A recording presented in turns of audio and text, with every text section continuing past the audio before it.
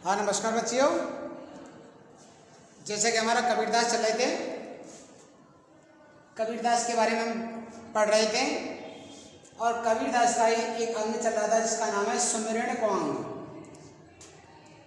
तो सुमिरन माने होता है याद करना, सुमिरना किसी को याद करना, और किसे याद करना? भगवान को याद करना। यहाँ किसको सुमिरने की बात कह रहे हैं कबीरदास जी? भगवान को, यानी स्मरण करना है, हमें याद करना है और याद उस परम ब्रह्म राम को करना है। उस परम ब्रह्म राम को याद करने की बात कौन कह रहे हैं यहाँ पर? कबीरदास। तो उसी के अंग चल रहे हैं और किस प्रकार से भगवान का हमें नाम स्मरण करना है, भगवान को याद करना है, और किस प्रकार से भगवान का नाम स्मरण करने से मनुष्य को पापों से मुक्ति मिलती है, मनुष्य के द्वारा किए गए जो कर्म हैं उनसे मनुष्य को निजात मिलती है, और किस प्रकार से वो उच्च पदवी को प्राप्त करता है। इस प्रकार से भगवान श्री राम यानी कि उनके परम ब्रह्म राम है, उन परम ब्रह्म राम का गुणगान किया गया है। तो देखो पहला दुआ दे रखा है, अगला वाला दुआ देखिए। जी घट प्रीति न प्रेम रस फुन रसना नहीं राम, ते नर इस संसार में उपज पए वे काम। कितनी बढ़िया बात है। जी माने जिसके, जी माने जिसके, घट माने हृदय में, घट माने हृदय में, ना तो प्रीति है ना ही प्रेम है, यानी जिसके हृदय में ना तो प्रीति और ना ही प्रेम का कोई रस है, यानी ऐसा मनुष्य जिसके हृदय में किसी प्रकार का प्रेम भाव नहीं है, जो कभी किसी से प्रेम नहीं करता, हमेशा दूसरों से शत्रुता का भाव रखता है। फुन रसना नहीं राम, और फुन माने उसकी या जिसकी, रचना माने जीव, रचना माने क्या होती है? जीव, नहीं माने नहीं, राम माने राम, और जिसकी जीव पर कभी भी भगवान राम का नाम नहीं आता, कभी जो भगवान को स्मरण नहीं करता, सुमिरन नहीं करता, तो जिसके हृदय में प्रेम नाम का कोई भाव नहीं है, दूसरों से कभी कोई प्रेम नहीं करता, और ना ही उसके हृदय में, ना ही उसकी जीभ पर, ना ही वो जब वो बोलता है तो राम का नाम आता है, यानी कभी राम का नाम लेता ही नहीं है, भगवान को याद करता ही नहीं है, भगवान को कुछ समझता ही नहीं है। ऐसे मनुष्य की क्या गति होती है संसार में? देखिए, ते नर, ते नर माने ऐसे, नर माने मनुष्य, ते माने वे, नर माने मनुष्य। कौन से मनुष्य? जिसके हृदय में प्रेम रस नहीं है, जिसने कभी जीव से भगवान राम का नाम स्मरण नहीं किया, ऐसे नर, ऐसे मनुष्य इस संसार में, इस संसार में जो ऐसे मनुष्य रहते हैं, उपज पए वे काम। उपज मान होती है जन्म लेना, पए माने लेना, वे काम माने बिना काम, बिना काम, यानी जिन मनुष्यों के हृदय में भगवान राम के प्रति प्रेम का भाव नहीं है, दूसरों से किसी प्रकार की प्रीति नहीं करते, ऐसे नर तो इस संसार में उपज पे बेकाम, यानी उनका तो जन्म लेना ही बेकार है।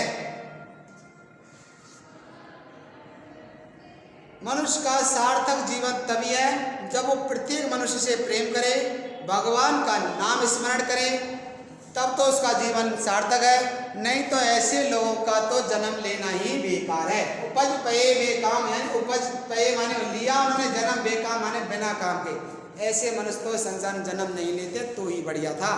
जिनके हृदय में प्रेम नहीं, जो भगवान का नाम स्मरण नहीं करते, भगवान को याद नहीं करते, ऐसे मनुष्य का जन्म लेना ही निरर्थक है।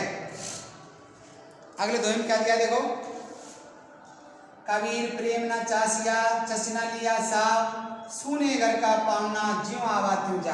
कितनी बढ़िया बात है। कबीरदास जी कहते हैं प्रेम न चासिया, चासिया माने चखा,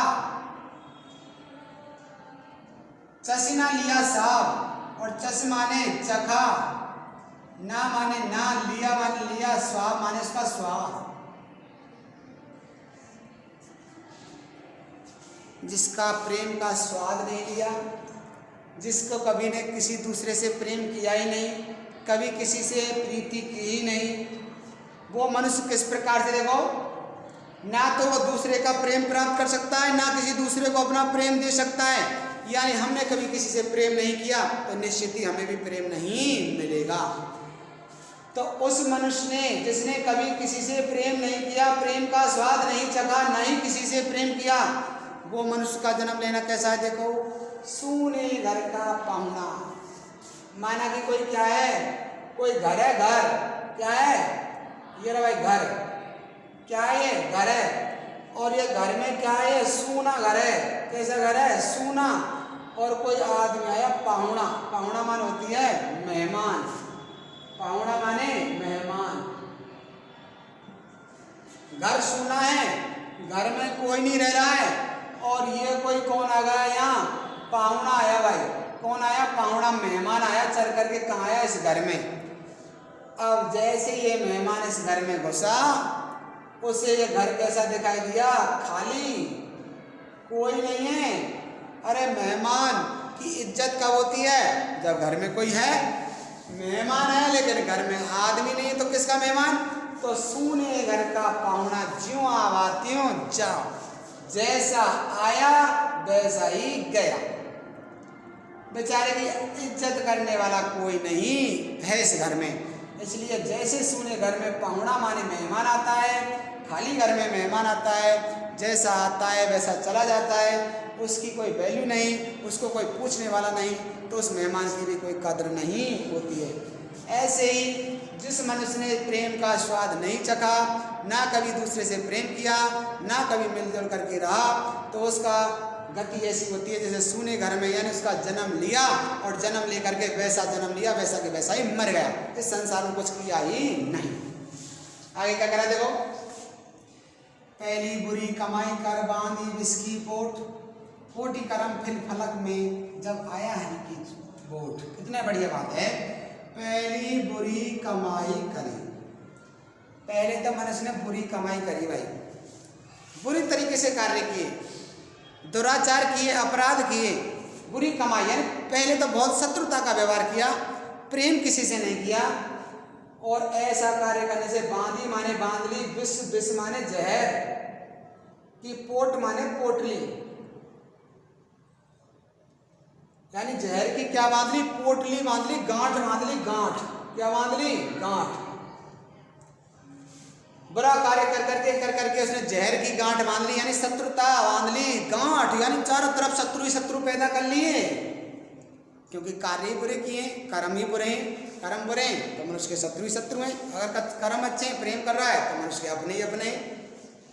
कोटि करम फिर फलक में जब आया हरि की बोट। कोटि करम, कोटि माने करोड़ों, कोटि माने करोड़ों, कर्म माने कर्म, फिर फलक माने होता है शीघ्र ही, तुरंत। जब आया हरि की बोट, बोट माने होता है वैसे नाव, और यहाँ पर होता है सहारा। जब मनुष्य ने हरि का सहारा लिया, भगवान का सहारा लिया, भगवान का नाम स्मरण किया, पहले तो बुरी कमाई करी, भगवान को कभी याद नहीं किया, भगवान का नाम स्मरण नहीं किया, इसलिए मनुष्य ने शत्रुता पाल ली, जहर की गांठ बांध ली। लेकिन जब हरि की बोट में आया, हरि की सहारे आया, तो निश्चित ही उसके करोड़ों करोड़ों बुरे कर्म भी फिल माने शीघ्र ही क्या हो गए, नष्ट हो गए, समाप्त हो गए। अर्थात जब मनुष्य करोड़ों बुरे कर्म किए और करोड़ों बुरे कार्य करने के बावजूद भी यदि अंतिम समय में भी मनुष्य ने भगवान का सहारा ले लिया, भगवान को याद किया, भगवान का नाम स्मरण किया, तो करोड़ों बुरे कर्म भी उसके तुरंत ही नष्ट हो गए, क्योंकि उसने भगवान का सानिध्य प्राप्त कर लिया और मनुष्य को दुर्गति से क्या मिल गई, सदगति प्राप्त हो गई। आगे क्या करा है, कोटि क्रम पेले पलक में जी रंचक आवे नाव, अनेक जोग में पुण्य कर नहीं राम बिन ठाम। कोटि माने करोड़ों, क्रम माने कर्म, पीले पलक में, पीले माने करता है।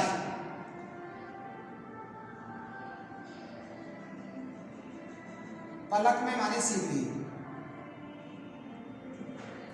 मनुष्य करोड़ों कर्म शीघ्र ही करता जाता है, पल भर में कर देता है, यानी हर समय मनुष्य कोई ना कोई कर्म करता है, कोई ना कोई कार्य करता है। जी रंजक आवे नाऊ, जे माने जो, रंजक माने होता है थोड़ा सा, रंच माने होता है थोड़ा सा।